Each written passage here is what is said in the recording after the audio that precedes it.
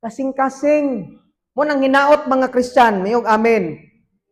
Sa kanunay igsuon sa tong kinabuhi, ayaw jud kalimti, wag nating kalimutan nga pasalamatan at i-acknowledge si Lord ang nagmula ditong lahat. Tanan nga naa nimo si Lord jud mo nang ayaw siya kalimti, pasalamati siya. Ikaduha, wag mong kalimutan na mapasaylo ra ka tungod sa dugo ni Kristo.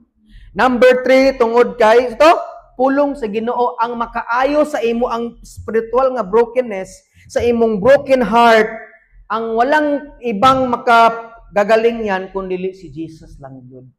Manang pasudla gid siya sa imong kasing-kasing. Sa kanunay pasudla siya, ay siya pagaw sa Lord, ina ko nimo Lord, buwag na ta. Gawas dito. Kay kining sala akong ganahan, kining kadato, kining ghost project akong ganahan. Bahala og ghost ng project basta kay dato ko. Bahala og di ko nimo pasayloon Lord basta kay relihiyoso ko. Bahala Lord wa ko'y basa-basag Bible basta kay okay ko kay daghan kog kwartas kinabuhi. Dili pwedeng ingana igsoon dapat si Jesus Jud. Ayaw siya pagausa. Amen. Himua siya nga hari og personal nga manluluwas imong kasing-kasing. Nay usahay nga mangluod kas Ginoo, ayaw siya pagausa. Nganuman siya ang pinaka-importante sa imong kinabuhi. Amen.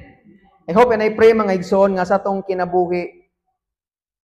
Bawa lamang ug imo bang ipasulod si Jesus imong kinabuhi. Hindi ko alam kung sino ang nakaupo sa trono ng heart mo ngayon.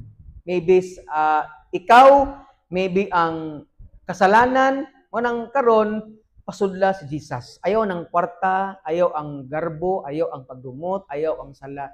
Si Jesus ang palingkura sa lingkuranan sa imong kasing-kasing. Kasi gisag tuktok. Kinsa tong muablis, naman nimo ang katungod-god. Amen. Hangad sabi, minaw sa kayo kay importante ni. Si Lord wa siya namugos kung mudong kag langit or dili. Amen. But nag-offer siya sa kanyang buhay sa cross para ipakita niya na mahal niya tayo. Pero tayo ang may otoridad kung papasukin ba natin si Jesus sa ating puso at nang dahil dyan, pupunta tayo ng langit. O hindi ba natin papasukin pero pupunta tayo ng impyerno. Dili siya mamugos gid nato. Gasige na siya og tuktok. Unang makadungog kaswali sa pulong sa Ginoo ayaw pagahiay mo kasing-kasing palingkura siya. Karon kanang gi-challenge mo nako sa mga bag-o pang nanimba kanang kung feel nimo wala kay tinuod nga